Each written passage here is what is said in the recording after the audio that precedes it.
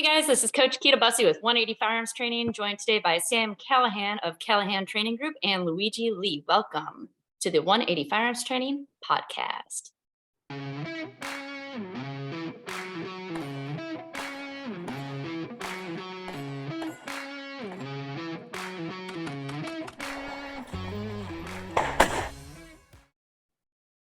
Hey Luigi, welcome to the show. Hey, Kita, thanks for having me. Yeah, so Luigi is running for USPSA president and got another kind of interesting topic to bring up as well, just for the fun of it. So why don't you go ahead and introduce yourself to start with? Name's Luigi. Been shooting for a decade now, competitively that is. Traveled a lot, worked a lot of matches, been around a bit. A lot of people know me. A lot of people don't know me. Sometimes I haven't gotten to all the states yet, but we're getting there. Running for president, and yeah, that's about it for me. So if you're not sure who Luigi is, you've probably heard about the guy with the crazy socks. That's Luigi, little bunny foo-foo on Instagram. So what made you want to run for president? Um, so the direction the organization was going, and the leadership, just the way it was going, I wasn't quite happy with how things were happening. A lot of people are saying the past 3, 4, 5, 6 years, depends on who you talk to, people have been unhappy. The only way to make the change is being the board has all the power now. The president is included on the board, so it's 9 people that make all the decisions now. Area 6 and the president were up for re-election, or were up for election. At this point, nobody in those seats are up for re-election. But there were 2 guys that I knew from Area 6 that were really good candidates. And then we had a 3rd guy jump on, and they all have my support. I mean, either one of them, they're going to have the benefit of the organization at heart. So I knew my area was in good hands. So I was like, the president is the only other option. It's a pretty thankless job, and there's a lot of targets on your back, but I think I can handle it. I think so too. I think you're a very logical person, which is something I would look for in a president. I recently asked you a question, a shooting related question, and you looked at both sides of the story and compared and gave me an answer. And I think that's a really good quality in a president that looks at both sides of the story. There's always 3 sides to a story. You have side A, side B, and then the truth. What I try to do is just get to that 3rd side and understand what actually happens. Right. I like that. So why do you, in your opinion of yourself, why should people vote for you? So I've been on pretty much all sides of the sport within the organization. I've been a competitor on the low level. I've been a competitor on the high level. I've been a match director. I've been a board member. I've been a club coordinator. I've been a vendor. I've been a coach. So I've pretty much ran the gamut of what USPSA involves and what the sport involves. Mm-hmm. Within USPSA, Steel Challenge, and in the recent past, IDPA as well. I feel like I have the experience needed to do everything, and have the ideas of what everything entails. I mean, it's just like any business owner. If you don't have the ability or the knowledge of knowing what everything entails, or how to put people in the positions that need to do things, then you're just setting yourself up for failure.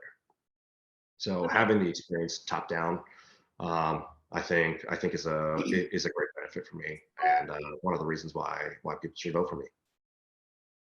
Now you have a pretty busy schedule. What is your plan for time management? You get the position. So the USPSA president currently is a part-time job, and I will be considering it a part-time job. That being said, it's not a part-time job. There is no way that somebody can actually just say, hey, I'm going to throw 15, 20, 30 hours a week at this and do a good job. So it may be considered a part-time thing, but it's gonna be my full attention. I will not be holding a full-time employment while I'm doing this. This is gonna be my main focus. I love the sport. I've loved the sport since I started. I never had an annual membership. My first match I shot, by the second match I came into this, I already had a lifetime membership. So I knew I was in this for the long haul. I really like that attitude too, because it's like, if you're going to be a part of the sport, you're not just like, well, I don't know, I don't really have anything else to do, I might as well throw my hat in the ring. As no, you're part of this, you want to see it grow, you've seen it from grassroots up, and I fully believe that having success in the sport in some way, shape, or form should be, I don't want to say a requirement, but a big influencing factor on who should be our president. And I think it's good to know that, like, you've seen it from club level success, you've been at majors, you've been at nationals, you've been across the sea, you've seen stuff, not just driving around on the East Coast or whatever, just saying, oh, this is what we always do around here. So I like that attitude a lot better. I think that's good to see. I agree with a lot of what you said, everything you've said so far. Yeah, and I mean, Kita might not appreciate this answer, but I think I've already done the high level stuff that I've wanted to do. So the training aspect might take a back burner, and a more leadership role is gonna come to the forefront. So sorry, my movement's gonna go down the drain. Well, you already said this is really not a true part-time job. You're going to have to make sacrifices. And I have found in coaching, just personally, and Sam, you felt this too, as you coach people, your own training is your sacrifice. And unfortunately, that's just kind of how it goes. It's that's one of the reasons why I took a back burner on working as many matches as I used to. I stopped coaching people as much as I used to when the World Shoot like came around. I was like, I gotta go focus on that, because every instructor realizes it's like the more you spend teaching someone else, or the more time you spend on that, yeah, it's great, it's fulfilling. You know, you get better as a shooter while you're teaching someone else. I mean, it's the same thing when you're a teacher. The best way to learn something is by teaching it. But it just had to take a back burner when we, you know, you're on the world stage, and you gotta perform for your country. That hardcore progression, you need to be a certain level of selfish, not in a bad way, but that hardcore progression, if you're going to be that serious, then yeah, it takes a certain level of really concentration, really focus. But I like what you said too. You're like, you're pretty aware that I'm not going to be focusing huge on major matches anymore. That's going to take a back burner to this. But you didn't say you're going to be uninvolved. It's just like, probably not going to be gunning for top 20 nationals, but I'm definitely going to be there. Like, I like that attitude, because it's not like it's not giving up attitude either. It's not like, oh, I'm just gonna be the president and watch you guys, because I don't like that either, man. It's a reprioritization. Yes. You can't be hands off. You still have to experience it. You still have to do that. Yeah, I might delete my scores, or just shoot it for no score, because, you know, you're the match director. And I've known a lot of match directors that will just that will proof the stages, you know, and just see this is what it should look like, you know, try to find any faults in it, but never put it in. But I'll probably just shoot with staff and enjoy it that way. Yeah. So what are some changes in the organization that either haven't taken place yet, or you think should take place, things that you would like to see happen if you do get the position, or even if you don't get the position? What is something you would like to see happen? Being a business owner, I like having things run like a business. I mean, yeah, USPSA is a not-for-profit. It doesn't mean we don't make a profit, or we don't run it like a business. I've seen the USPSA, it's been more run like a good old boys club, you know, like a small mom and pop. You have one guy or two guys making all the decisions, and whatever they say goes. Can you build a business like that? Yes, absolutely. We've seen it time and time again. Just go to any local place. You'll see, hey, there's one guy who built things hands-on. They did everything. When you have a $3 million business, I mean, we're making just shy of $3 million revenue a year. It doesn't work that way. Business doesn't scale that much. You need to get the right people in the right positions. They need to be held accountable for what they're trying to do, and go from there. So the one thing I would like to see is USPSA run more business minded. Not saying that it can't be a fun, it can't be a hobby, it can't do all that stuff. But at the end of the day, we need to be able to turn a profit to be able to bring a better service and value to the customer. Customer being our members. Or if you take into consideration that where we're incorporated in Delaware, it's our shareholders. I mean, you have a USPSA member, you own a stake of USPSA. If it was incorporated in a different state, that wouldn't be the issue, but it is. And it's just the I think having somebody in a leadership position that understands the limitations of where we're incorporated from, understands the limitations of being a 501c3 not-for-profit company. There's we have to take into consideration Delaware state legal items. We have to take into consideration federal and IRS stuff, just because we're not-for-profit. So there's the business side of things is one thing that I'd like to focus on primarily. Because we're a 501c3, having a little more transparency with the financials, making sure that whatever income we do have is getting spent correctly and where it's getting spent. There have been a lot of whispers in the past of some mismanagement. I don't know if there's any validity to it, but doing a full audit, or we just had the review, a third-party review, get released in the June 13th meeting. They were just released yesterday, I believe. Says that we're in good health. We're a healthy business. But it's interesting to note that the audit committee chair wrote an interesting note that the auditor wrote was the percentages of our expenditures are something that we should reevaluate. I like it. Why would they put that in there if it wasn't something of note? So just taking a business background, looking at it, and bringing on people, asking advice of people who may know better, and things that I don't know.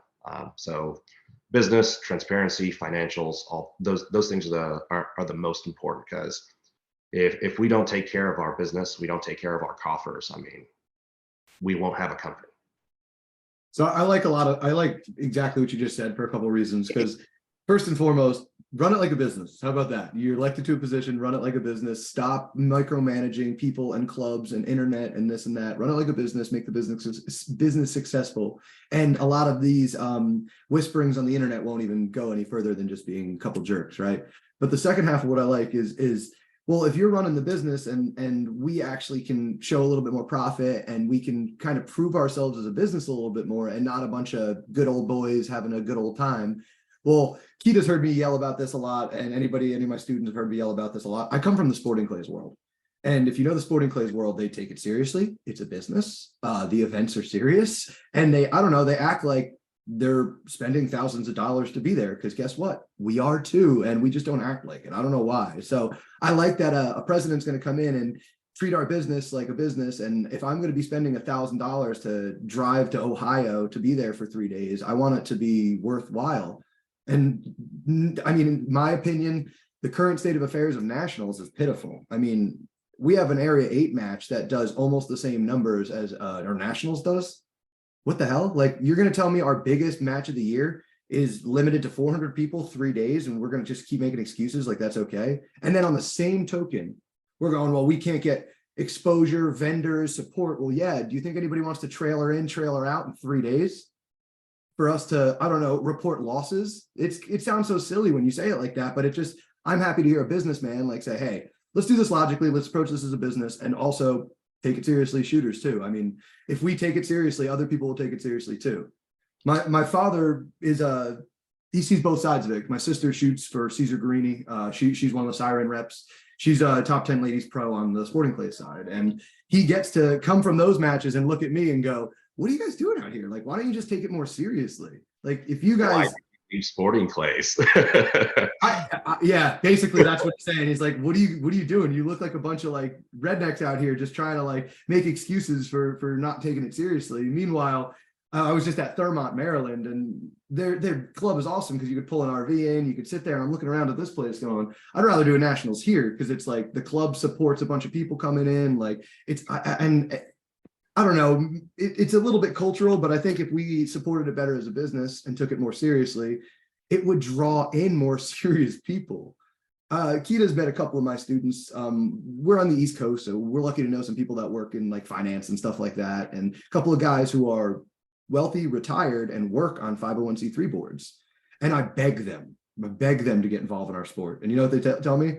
No, I've looked over the financials and I'm not going near that place. Or I've read everything and I'm not going near that. So we have these guys who are interested in our sport, who are millionaires, who are involved in 501c3s, who won't get involved in the current state of affairs. So there's something to be said about our current board is actually, we're succeeding in spite of ourselves right now. The sport rules. What we do is awesome. Training is popular. I don't want to interrupt you there, but no, go. There's a mistake in what you were saying. Hit me. The sport is going to survive. Yes. The sport has nothing to do with the organization. Yes, the sport rules no matter what. So, I mean, you can see it now. You have IPSC internationally. You have USPSA internationally as well. So, I mean, those are organizations, a sport. They have a rule book. But you've got Max doing PCSL. Yeah. He's doing a lot of stuff. You've got guys doing outlaw hit factor matches. Yep. You guys are doing. They're having IDPA, USPSA crossover matches. You have all these other sports. So the practical shooting is not USPSA, but USPSA is not just practical shooting. So it's a caveat. And I didn't want to interrupt because you were on a roll, but that's something that No, you're dead. No, you are right though. I do maintain that no matter what. Is if you ever think I'm going to stop putting 2 in targets for score and running around, like you're not going to stop us from ever doing that. I don't care if I have to call it outlaw. I mean, I don't care if I have to call it PCSL because that sport rules too. I like what Max is doing, so they're not going to stop us. But like I used to shoot 3-gun nation, and 3-gun nation ruled. It was awesome because we had this organized rule set in all over the country, the regionals and nationals. We had these like televised events, shoot offs, side events, all this cool stuff. Like we were taking it seriously, you know? And then the organization blew up, went away with that. And now do people still shoot 3-gun? Hell yeah, we do. But it's just not as organized anymore. And like, it's kind of sectored off where you shoot this rule set, you shoot this rule set. We're never going to stop shooting, but we are so much better off with this. Like, we have a head start in USPSA. We have this national organization. It's pretty close to being good. Let's not screw it up is basically my attitude. The rules are pretty good too. I mean, it's not the best, but it's pretty good. Yeah. Yeah, like it's always room for improvement. Yeah, but I think getting people out of the way, for lack of better words, and letting people like yourself start to influence things is going to be push it in the right direction. Well, for our 3-gun side, you have Adam stepping up a lot. I mean, he's running our nationals, he's doing all this stuff. I mean, he's trying to make a overarching rule set. He's trying to bring in the other organizations or the splinter groups and bring them on board. Also, he has a lot of industry connections. So he's been shooting 3-gun for a while. I know him as a 3-gunner for the last decade. Yeah, it's good to have him. So having somebody like that stepping up and doing the things, we say it's a volunteer sport, but it's a business, but it's a volunteer sport. It gets a little confusing. It's weird. I run a club out of the East, and I get it. It's you donate all of your time to do you do it because you love it, and you do it. It's not like you don't feel like you have to, but you feel like this obligation to it, like it's a child. So I get it. You have to feel like that too. It can't be a huff and puff. You can't be forced to want to be the right thing and do the right thing. You just gotta be in it. The issue with that is how far can we push people like you, people like Adam, people like me. I mean, I ran my local club for almost 8 years. How long and how far can you push someone and just, I mean, pretty much take advantage of them? Say, you're doing this for free. You're not getting any benefit out of it. You get a rule book, and you get a way to certify some ROs, and you get some classifiers. At what point do we need to, and this is coming from the grassroots side, like I've done everything at the base level. I understand the issues that we have locally. Mhm.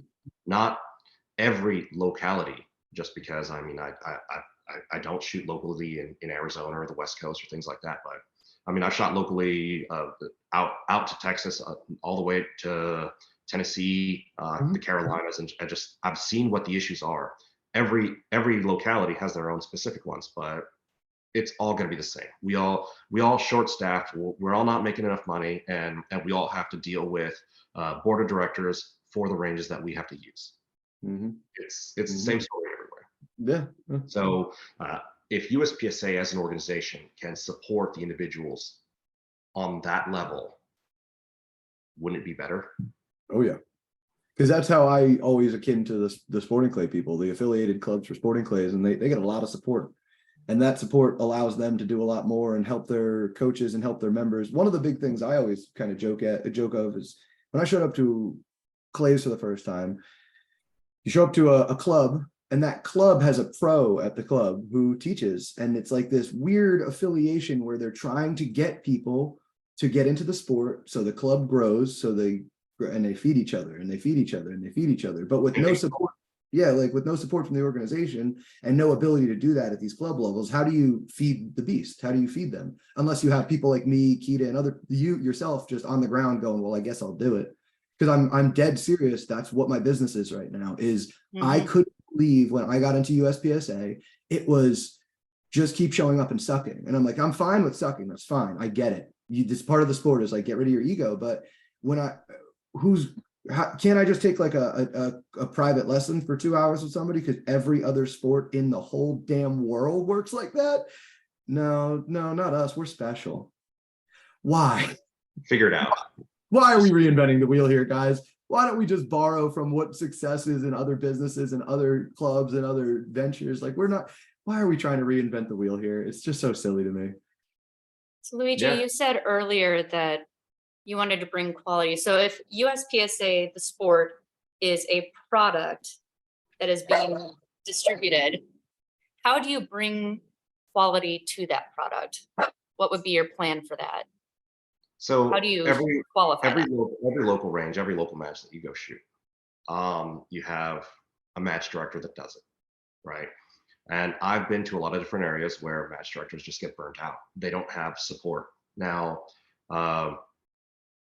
is there a one solid answer of how to resolve it? That there isn't. I mean, you still need setup crew, you need stage designers, you need somebody to run the local club. I mean, I just exactly. I mean, I ran my local club for almost 8 years. 2 of those years I did it pretty much by myself. Yeah, you have a core group of guys that are out there every week, helping set up, helping do all that, tear down. But those are the guys that just want to show up, say, hey, hand me a hammer and some sticks, and I'm going to go deal with this. Yeah. But I don't want to deal with finances. I don't want to deal with registration. I don't want to deal with money and all that. But with the scoring software that we have now, it's a lot easier, right? Also, is it our product? No. Nope. Do we have any of the data that's available to it? No. The only thing that the organization gets is an upload in the form of a spreadsheet with not all results, not all of the information listed on there. Yep. So is that an issue? Yeah. Have there been other people working on similar programs? Yeah. Is it something that we should look at and develop within? It's been on the meeting minutes for, I guess, the past 3 or 4 years. Does anything ever get done with it? Not really. Do we have? That's one issue. Another thing of how to resolve the assistance is, do we have a training program of what it takes to be a match director? I mean, time and time again, I talk to people that run clubs. How did you learn how to do this? Oh, I stepped into the role and somebody said, have fun. Well, did anybody tell you what legal things that you needed to take care of? No. Did anybody tell you how to deal with money? No. Did anybody tell you what's the most efficient way of doing registration? No. Well, is there a repository of stage designs? Sort of, Facebook groups, but not through Insta, or not through our organization. You can go on Instagram and Facebook and get some. Like, would it be that difficult? I mean, we have a cadre of range master instructors that go around and teach our own classes. Mhm. Those guys have run clubs. Those guys have run matches. They've been Mhm. range masters and all that stuff. They're very experienced. Would it be that, way out of this world to say, can you do hey, how to help run a club match? You're being an RO, so you're running a match, but how about the stuff beforehand? How about the stuff afterwards? Mhm. Even if it's just a quick little PowerPoint presentation with somebody talking, and you just have it on the website. I like this. A bunch of us are gung ho, and like I'll jump in and figure stuff out and ram my head into walls until I go the right direction. But most of us aren't like that. So would be a lot nicer to be, like you said, have a little tutorial, a little data, I don't know, whatever your system is, but then that more analytical folk can get involved, more people will be comfortable getting involved, and it wouldn't be so scary. You don't have to be some maniac like me or you who's just like, you know what, screw it, I'll just do it myself. Because that takes a certain kind of person, but that's also a barrier of entry to our sport. Like I was saying with the board and everything, it's like we're so gung ho and we're so like, just screw it, let's figure it out, that it pushes away a certain kind of people. And why are we trying to push away anybody? I think the sport is for everybody. I think that's the whole point. So we have almost 40. Oh, sorry, Kita. Go on. I was just going to say, I also feel like there should be something in place for new shooters, because it's kind of scary that we just let anybody show up to a match and shoot with no real talk about safety. I know there are some ranges that do that, but they do it on their own. Yeah, like they do it because they need to do it. They don't do it because it's required. They do it because they know better. And I mean, that's why, again, it's a crazy thing that like my business is that. It's literally that. I can't believe nobody is here to bridge the gap. So I was just making mini stages so that guys can come out on Wednesday and shoot a stage, so it's not on Sunday and you get DQ'd and you go home shaking your head. And then that grew into such a popular class that I do it 3 times a week, every week now, because so many people are like, I would love to shoot stages and matches, but it's too scary to show up on my own. All right, I got you. I didn't know how many people were into that. I had no idea how many people were sitting on the sidelines waiting for an invitation because it's so intimidating. So it'd be nice to have like some outreach and some club support and some way to get people into this. It is right now like a certain kind of personality you kind of have to have a little bit of a crash and burn mentality to get into the sport. But I think we could gain more people by making it less intimidating. I don't want to make a barrier to entry. I want everyone in here. I want to fight everybody. I don't want to fight certain people. I want this sport to grow. Yeah, I mean, I've had friends that I didn't even know shot. And then it just so happens coming up in conversation, it's like, oh yeah, no, I shoot. Well, what do you do? Well, I mean, I've got these books and I've got these things from people, and I just do what they say in the book and I learn how to shoot. It's like, okay, pretty famous instructors. Like, all right, well, have you ever shot a match? No, I'm not ready yet. Yeah. What do you mean you're not ready yet? There's the magic phrase. Well, I'm not good enough. I was like, There's okay, the magic phrase. let's go train, just see what's up. And realistically, I can count on my hand 5 different people that I've done that with. And I'm like, if you showed up with your skill set and what you have now, you'd be better than half the field at any given moment. Yep. It's crazy because that is always that story. The guy is like, I don't think I'm ready. I train twice a week, but I don't think I'm ready. I'm like, dude, you're basically a B-class shooter. You just need to come in. Like, I don't know how they want to show up and win. Yeah. And I'm like, dude, I mean, some of us were willing to show up and lose, but that guy is like, just I literally showed up to my first one and just like, I don't care. Let's not DQ. Let's not tank it. I'm cool with that, but like, I'd rather not have to convince people that this isn't a scary sport. Like, it's fun. It's fun, man. This is fun. You will learn more at this 9-hour day than you will in a week of training.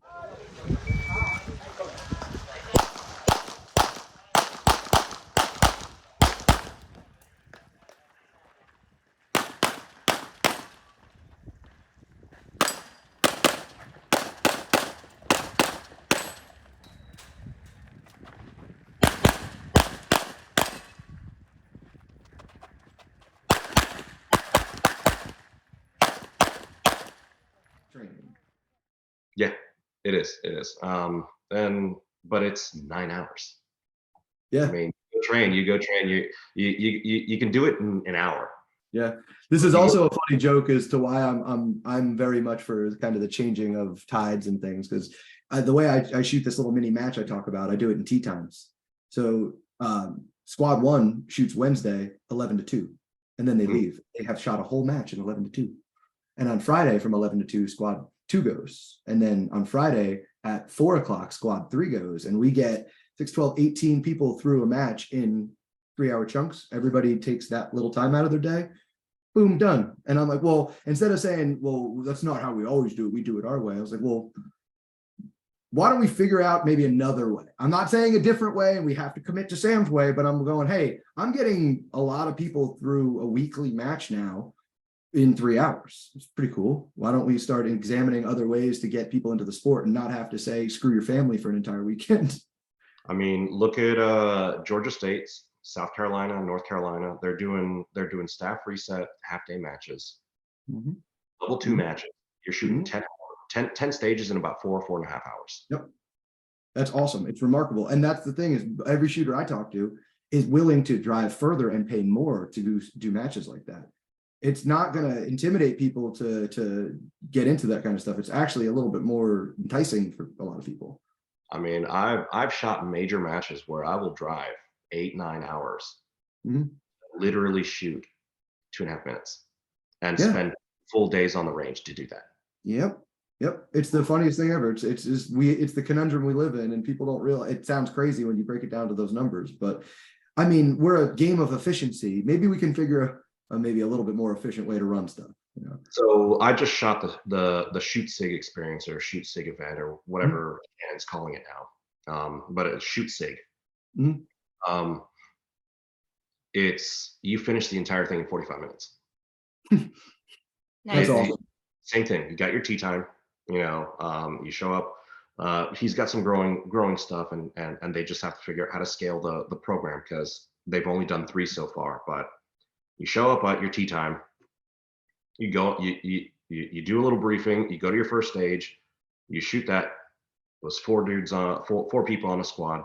You shoot your first stage. Less than 15 minutes. You go to the next one. Same thing. You finish all 3 stages in 45 minutes, and you're done. Awesome. Yeah, like that's really enticing to me. That's really cool. And there's a lot of prizes, and they're putting a lot of money into it, and it's going to be at Carry Optics Nationals. So if anybody's going to be out there, I do recommend. That's gotcha. Okay, I'm glad to hear that. That's how it runs. Okay, because this is enticing to me too. Because now you're telling me like Nationals is a good example. Like you go to Nationals and you shoot a long time all day. You don't really. I mean, when you're done shooting at a 10-stage match, an 8-stage match, like you're not really gonna go shopping vendors and stuff. You're not gonna really want to be around and present. But if you're there and you've driven there and you shoot an hour, now you're there. Like, hey, maybe I'm gonna go see this person. I'm gonna go see this event. I'm gonna support this. It just makes it a little bit more conducive to like wanting to be there rather than having to be there.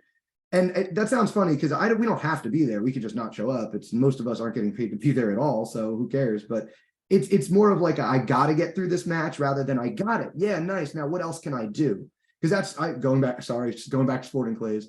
Their Nationals is 8 days long, 7 days long, and there's side events and there's other stuff to do. So you go and shoot your main event, but I'm here. Why don't I go shoot the side event? Why don't I do this? So I love that SIG is stepping up and kind of that's speaking my language. SIG stepped up and they're doing the shoot SIG thing.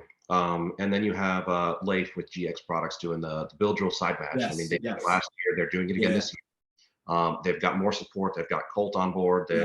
Shooting USA's on there, and they've got the sponsor list for that is that much bigger. So I think that we're going in the right direction. It's just we need to keep going in that direction.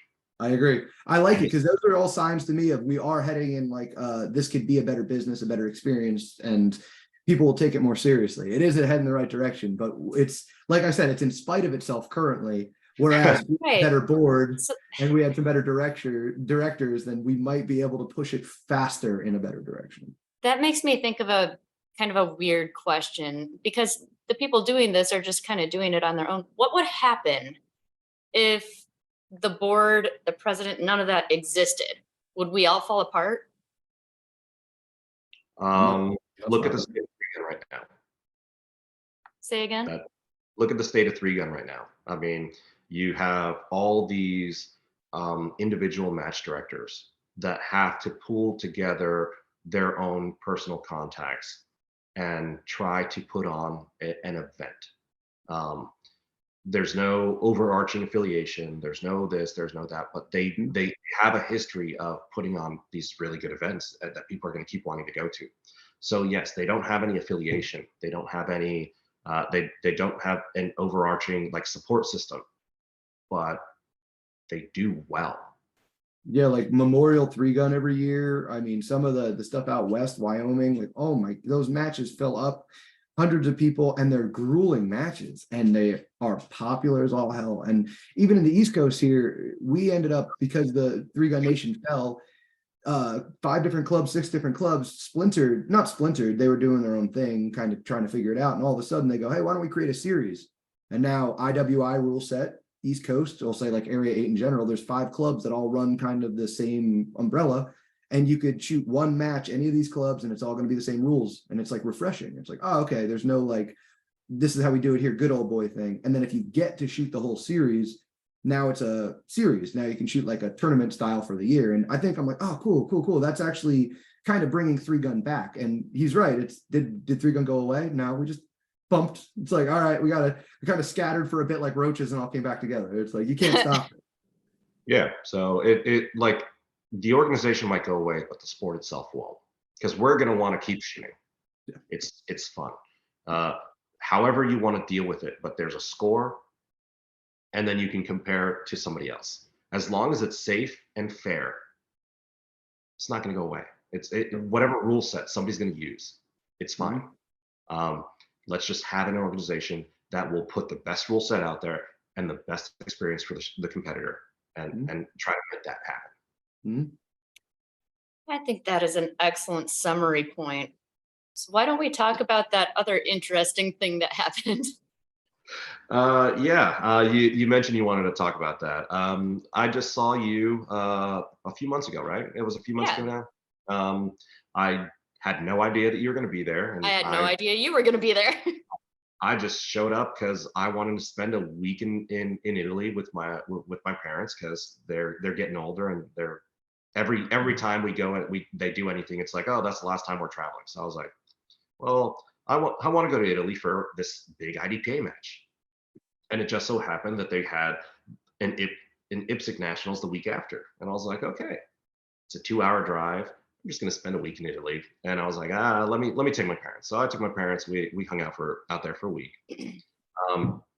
Had absolutely no idea that you were going to be there. That was a shock. Had no idea that any Americans were going to be there. And I just walking down the bay, and I see this blonde, and I'm like, I think I recognize her. It's like, oh, it's Kita. So yeah, I saw Kita at the Swiss AAA Ultra International match. I don't know, whatever. IDPA match in Italy, whatever you want to call it. They call it the Ultra match. I think it was the Swiss Nationals held in Italy because Switzerland doesn't have a outdoor range big enough to facilitate a national match. And just so happened that I was actually squatted with one of the old RDs for Switzerland. He was like, yeah, this is we haven't been able to do anything in a few years because the organizational support just wasn't there. They don't have a range. They don't, and they just sort of fell apart. So they kind of relied on going to Northern Italy for a match, which is pretty cool. But yeah, it was a fun event. It was the biggest IDPA match I've ever shot. 20 stages over 2 days. USPSA, IPSC, I've shot more, but for an IDPA match, it's a lot. Yeah, the stages looked interesting too. They had, the typical wobbly bridge, low ports, leans. It was a variety. They had a dummy you have to drag to activate a swinger, starting out in a car and getting out. It was the most technical IDPA match I've ever shot. Yeah, it was very interesting, I thought. Yeah, but you weren't there as a competitor, so I mean, did you get to walk any of the stages before you left, or Did they Oh not yeah, let you? I walked all of the stages. Because IDPA has that weird thing where, kind of like IPSC, you're not allowed to get on the stage until you walk through. And I Well, think I you were did my there. walkthrough from behind the line because I didn't want to cause any interference with the competitors, but I was coaching, so I kind of needed to know what was going on as far Yeah, as movement. anybody that shot IPSC or anything like that, they know that the walkthrough when you're on the stage is a lot different than what you see from behind the line. Yes. So I didn't know if you actually got a chance to go, get on the stage, get on the bays, and see what things look like. Only when I was resetting, but that's why I came up to you and said, "Hey," because if you already shot a stage, obviously you set foot on it and I didn't. Yeah. So if you could tell me, like, "Hey, can you see this from here?" And you and I have known each other for years, so we know what the skill levels are, what the abilities are, and we're at the point where we can bounce actual productive ideas off each other, even if if you couldn't set foot on the stage. Right. So yeah, I mean, you were there for coaching, so I was like, hey, let me just help you out, and your students did pretty good, didn't they? Yeah. Ibrahim Dungu won his division, so that was pretty good. Yeah. And then Florin, he did really well. Yeah, he did. He won CCP, I believe. Yeah. So yeah, if anybody that is watching this that doesn't subscribe to the School of Kita, she's pretty good. Aw, thanks. Well, Luigi did pretty well too. He won the whole match. Yeah, that's pretty solid. Pretty You solid did all result. right. Sometimes what's the story? The score. Sometimes a squirrel gets a nut. Sometimes things just work. Okay, so the interesting, weird kind of thing was there was a warm-up stage in IDPA. If you don't shoot IDPA, they have warm-up stages, which I have to tell you, I was super confused about. I was like, well, does it count in your score? Yes, it counts in your score. Well, then it's not a warm-up. I was so confused. Like, okay, whatever, I'll just go shoot it. So the warm-up stage, well, do you want to describe what the warm-up stage was like? The stage description, basically? So realistically, in IDPA, a lot of the ranges are going to be smaller. They don't have as many bays, and with the amount of shooting that you do,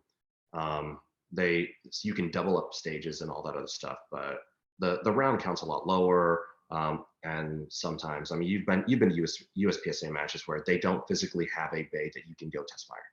They don't have a bay that you can go check zero, and with the advent of people shooting optics and bringing optics to IDPA, I'm not sure exactly where it started, but somebody decided to do a warm up stage, where it's going to be something super simple, low round count. It'll be 3, 4, 6, 8 rounds, what have you. But there's going to be barely any, if not no movement, and it's going to be a really simple target presentation. And what they want, what I've come to understand from it is they want something to where they can go ahead and function fire your gun and make sure your zero's set and all that other stuff on the clock, because it's defensive shooting. You can't just go test fire, dump 100 rounds in the test fire bay, and then warm up for your first stage. Mentality is a little different, rule set's a little different, but this particular one, it was, I think, one of the warm-ups was you start with 2 rounds in the gun, or 3 rounds in the gun, then you reload, and then you finish a string for a total of like 6 rounds. Now, because I shoot all different sports, all different kinds, somebody brought it to my attention. They're like, "Oh yeah, the MD said we could grab a magazine on the and shoot with the magazine in your hand." I wasn't aware that was a thing, because IDPA says you can't shoot. You have to stow your mags before you shoot, or specific rule set. So one of the SOs says, "No, yeah, you can do it. This is what I did." And he says, yeah, at the start signal, he grabbed the magazine, shot 2 rounds, did a load up here, and then finished up the thing. And I, with my limited experience, I was like, hey, I don't think that's right. You did it, and that's fine. The MD said it was okay. Supposedly, the MD talked to the IPOC, which is the international point of contact for Europe, and whatever the conversation ended up being, they ruled yes, you can do it. So I was like, okay, this is what's happening. And then supposedly after the fact, somebody wanted clarification. From my understanding, that wasn't what the rules said, but they said it was okay, and I was like, okay, that's how I do it in IDPA. I don't say that I'm a rules guy for IDPA. I mean, I shoot it. I'll travel to shoot it. I'll read the rule book just to understand. But IDPA is a privately owned company, and their rule book can change whenever they want it to. It's not like USPSA where we have it in the bylaws or we have it in the rules says there's only a certain amount of changes that we can make, and there's a certain way that we make those changes. Well, they also have the rule in the spirit of IDPA, where it's kind of like, well, what does that mean? Yeah, if you've never shot an IDPA match and you have a question about what you're going to do if you ever go, the match director has a lot of power once the match starts. So it's not like USPSA or IPSC where you have a match director and a range master. In IDPA, it's one and the same. In the US, you'll usually have an AC around, which is their area coordinators. They can step in due to an issue that actually I was at a match that had that rule set or that rule come about because of the things that happened at that match. Really? Yeah, I know, right? Luigi always causing issues. But yeah, so you can have an area coordinator step in at any point and take over if there's anything going wrong or any egregious behavior happening or a high incidence of DQs or what have you. We were shooting a match in Italy, so we didn't really have an area coordinator. We had an international point of contact. It's usually one for a group of a cluster of countries. Oh, let me jump in real quick. I just remembered something. I have to correct myself. Ibrahim took second place, not first place. Okay, Sorry, yeah. I just had to put that out there. Okay, well, continue. Still, second place at a big level 2 IDPA match with that many stages is pretty good. Mhm. But yeah, so long and short of it is match director decided that it was okay to do the thing that we did, which was shoot with the magazine in the hand. And then I guess it got kicked up the chain because people wanted clarification on it. And if you reach out to your area coordinator and you want clarification on if you can shoot with a magazine in your hand, all the area coordinators have the official ruling from the rules committee. There's three people that have the 3 different regions, and they make the rulings. My recommendation is don't shoot with a magazine in your hand. And that kind of came from the US, right? That rule has been on the books for a long time. Because I mean, if you shoot IPSC, I mean, you're going to shoot off a table or something like that, or if you're doing a strong hand only, and then you're gonna do a quick reload. I mean, you see a lot of people they'll grab a magazine and hold it in the hand and then shoot strong hand only, and then instead of going all the way down to the belt for the reload, you're just right here. Right. So it's just a normal technique that some of us practice. So it was a normal technique that somebody who started shooting IPSC wanted to bring over into IDPA. IDPA has a rule that says the reload is initiated in 2 different ways or 3 different ways. But the 2 that I know specific is you push the button to eject the magazine, or you go for the replenishment of the ammunition. So the reload Oh, that's starts. specifically listed. It's specifically listed. So the action of going to your belt for a magazine indicates the start of a reload. And they have the same rule that USPSA does, that if you discharge a firearm in the act of reload, it's a DQ. Interesting. That's Very what I interesting. thought was really interesting, is that grabbing the magazine was considered to be initiating a reload. Interesting. So that's what it was. The issue that we had, or I think the issue that they had when they were having this discussion in Italy, was at what point can you start the reload? Can you start the reload before you even grab the gun? You know, that's what it was, more of a gray area. And that's where That would be the staging the magazine. staging. So they, like I said, whenever you shoot an IDPA match, and if you're unsure, call for the ring match director. Say, how do they word it? Is, will I get a procedural if I do this? And then that's how they word it, and they'll say yes, you will, or no, you won't. Or if they really want to be not fun, they'll say we will assess penalties according to the rule book, which is That makes it hard to learn. they just don't want to coach. They'll tell you everything Right. afterwards. But if it's a safety thing like that, but they had a clarification come down from headquarters. It's I don't recommend shooting anything with a magazine in your hand. Just saying. Okay, so that was the ruling. That was a ruling. So if anybody comes over to the US to shoot an IDPA match, shoot nationals or something, they should probably have that in mind. If they were to go shoot anywhere and shoot an IDPA match, they should have that in mind. Because that statement, that ruling, went to all the area coordinators, and it went to all the IPOCs, the international point of contacts. Okay, so most people know I don't typically participate in IDPA. I have shot one IDPA match ever, so that's why I'm asking Luigi. He knows more about the rules than I do. It's really fun with the newer set of rules. They have fault lines. The fault lines have made it so much better.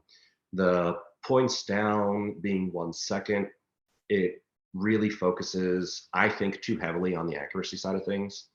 But I say this time and time again, it doesn't matter who I'm talking to. Shooting is shooting. A game is a game. Yep. You can't shoot one game if you're shooting a different game. So you'll see it, you still hear it. A lot of guys say, I won't ever shoot IDPA because of X, Y, and Z. And you have the IDPA guys say, I don't shoot IPSC or USPSA because of X, Y, and Z. It's a game. I'll shoot anything. It might be a defensive game. It might be a sports game, but a game is a game. And you're not going to go play basketball, you know, with a softball, right? It's right. You're gonna do what they want to do, how they want to do it, and you just enjoy it. I mean, shooting is shooting. Yeah, I like that attitude. That's all I tell people. The rules shooting is shooting. Just go, what are the rules today? Like, what are the rules? That's fine. Okay. But I mean, Sam, you come from the 3-gun side of things, so like we're used to that. It's what divisions am I shooting? What gear do I have to change to fit your specific rule set? It's basically, what can't I do here? Tell me, like, what is gonna get me in trouble? Cool. Like, all right. That was it. That was 3-gun in a nutshell. And it's kind of refreshing because then you just show up to every stage, match, whatever, with the mentality of, all right, what do they got for me? Like, what do I got? What are the rules today? Like, what do I got to figure out? And it's just easier like that. It's just shooting. Just go, don't suck at shooting, show up, and it's easy. I've shot a lot of 3-gun in the past, so I absolutely understand that mentality. Yeah. It's a little good old boy, but it's fun in the regard that it's fun. It's more based on like, just don't do this, go have fun, figure it out. And 3-gun was very much personal in that you shot differently than other people. And I like that. It broke the mentality, all gonna do something some way. One guy would shoot a stage all shotgun, I'm gonna hammer my pistol all day long. And it's, anybody breaking any rules? No? Cool. Let's keep moving. And that was one of the things that I enjoyed a little more about 3-Gun Nation than I did about USPSA multi-gun, is because the targets were all the same. It was, you have a slug hole, you've got a 2 pistol or 2 2 rifle or buckshot in paper, and you were good to go. Yep. You know, that was awesome. It made it easy. It made it easy to score. It made it easy to keep up because you're balancing all the guns. So we couldn't sit there and do a hit factor, but you also had to have something. So it became fun because creativity, and it was just, Yeah, if you're a real good shotgunner, you quad load like a crazy man. My buddy on my old 3-gun team could quad load. He would drop quads in under 2 seconds. So he would just run stages all shotgun. Good for him. Then Yeah. it became a game of like knowing yourself. Like, I know I can't do that. I'm better at this. I'm better at, and you start to get better at the logic and stage breakdown like that, rather than you must do this, you must do that, you must do this. And I think it's better for people. It's better. Just shoot everything, man. Shoot it all. I always ended up running my pistol for everything. With you. You mean I could do a load 24 instead of like a quad load? Yeah, You just don't want to pay for those rounds. He's like, I'm shooting 9mm. It's way cheaper. way cheaper. Yeah. Well, I mean, I shot a lot of heavy and what was it, Iron Man? Yeah. So I shot a lot of 40 and 45 back in the day. Yeah. Yeah. Hell yeah. That was the old school cool stuff. It was you either shot heavy or open basically, or you got called names. Well, I mean, that's what we're here for, is go shoot some stuff and get name calling. Yeah. It's yeah, I love that mentality. I mean, if it just becomes a more have fun thing, and that's why I love the 3-Gun Nation shoot offs and stuff back in the day, where when the day was over, the top 16 all got to battle. So there's a match score still. You still could have won the match. You could lose the shoot off, but like it was still fun to be able to be like, I made it to the shoot off, and now I'm gonna hang around. We're gonna be under the lights, and all the shooters gather around, and now it's everybody. You want to talk about people talking shit? Oh, that was the best. It was the best. It was so fun. It still happens when you go to an event that has that. I mean, yeah, it's so fun. Bringing back that shoot off mentality. That I shot the World Pistol Shootout in Texas earlier this year. Yes, and it was a fun event. I love that. I really do, because it just adds a lot more. I want to go to the event even if I'm not shooting it, and then all the local guys come out and you start together. Like, I don't know, it becomes watchable. I know Top Shot might not ever come back, but if we ever want a little bit of, I don't know, television, we want any kind of marketability, shoot offs are real fun to watch, real easy to show people. You can get people fired up on their sport. Did they do the Super 6 at the World Shoot, Luigi? It was just a shoot off. It wasn't really a Super 6. Oh, okay. Yeah, it was just a regular shoot off. Okay. At the World Pistol Shootout, they did a shoot off stages, but you had matches to get to the shoot off. You had stages to get to the shoot off, and then Prairie Fire was also something that they really focused on the shoot off aspect. And hopefully Prairie Fire will bring that back this year. I think they're really busy with revamping the Front Sight Academy or the Front Sight range, but it's supposedly they're bringing it back this year. That'd be cool, because I know that's part of, like, everybody always says it'd be cool to see our sport around, but how do you make it televisable? That's one of the biggest ways right there, is A, super squads, but yeah, B, shoot offs and things like that, and multi-day events. That Bill Drill Challenge, and now it might not be so boring to have a camera walking around nationals anymore, since you can go to the SIG little academy thing, you can do the Bill Drill off and go follow the super squad. And hey, now might not be that hard to get us onto Start With Outdoors networks, and you know what I mean? But I mean, I have Red Bull TV on constantly. I leave it on for the dogs. That's my joke. But Red Bull TV is funny to me because I come from action sports background. Downhill mountain biking, skiing, whatever. I used to race dirt bikes and whatever, anything that went fast and could potentially hurt you. And then Red Bull has on his wedding day.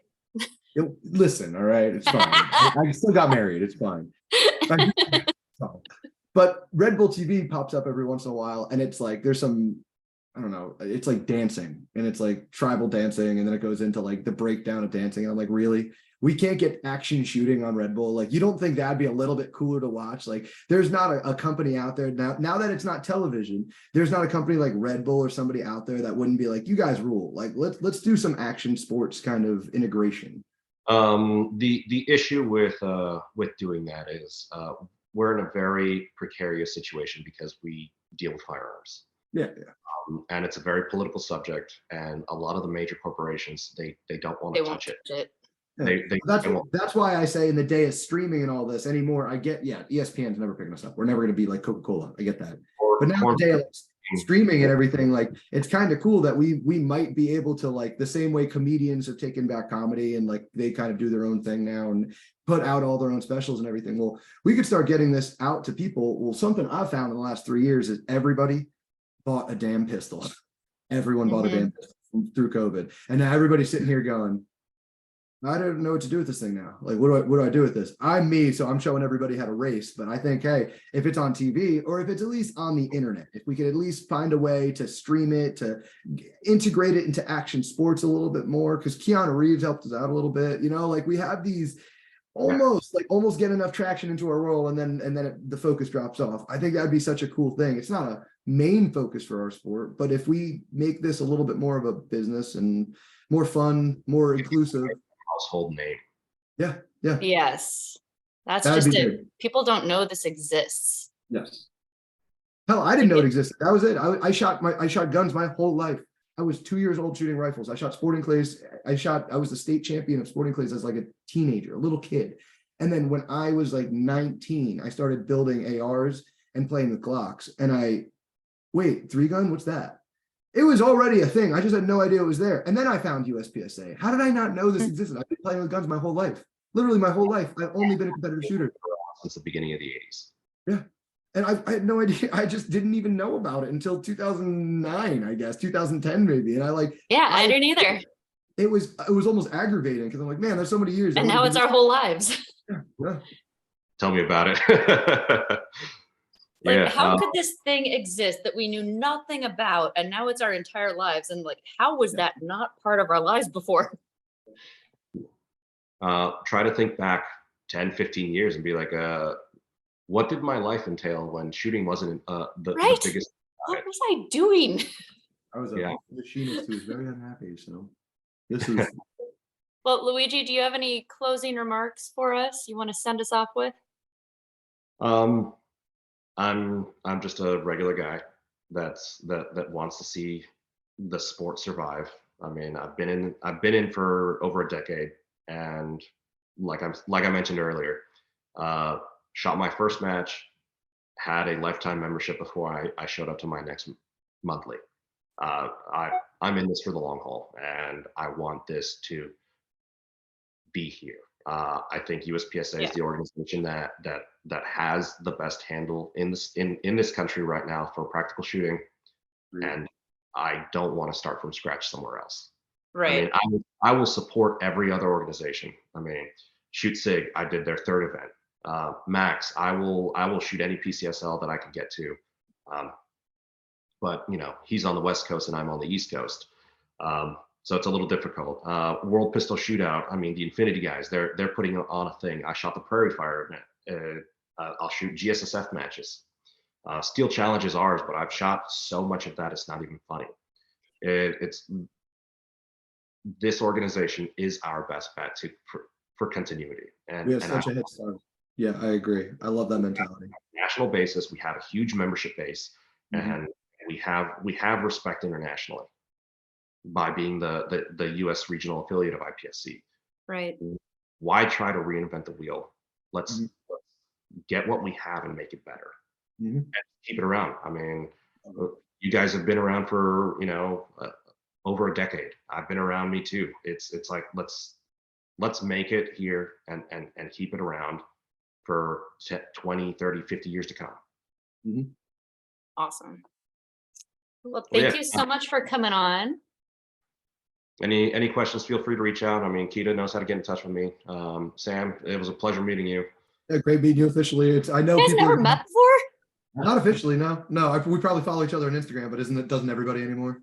Yeah. All right. I mean, I can't tell you how many people walk up to me and say, "Hey, Pat," because slam Pat. Like, Instagram has poisoned the world. It's fine. Don't worry about it. But no, it's good. It's good to actually talk to a shooter that's getting involved, and I like that that's becoming the trend. So keep eyes on Luigi here. I think people are going to probably have questions, concerns, comments, as the internet always does. So easiest way is Instagram. It is Lil Bunny Foo Foo. It's a very old name, but I don't want to get rid of it. Branding, keep it. Email is DVC, the three tenets of USPSA and IPSC. So it's DVC.Luigi@gmail. Shoot me an email. Kita's got my contact info. If anybody actually wants to get on a call or whatnot, we can set something up. And I'm cool with it. Just good, bad, and different. The feedback, communication, that's always the most important part. Awesome. Well, thank you for being open with us, being able to talk about this kind of stuff. I know everybody's shaking their boots about talking about this stuff anymore, but we gotta, so good. We're fine. All right. Well, thank you guys so much. Have a great rest of your Alright. day. Take it easy.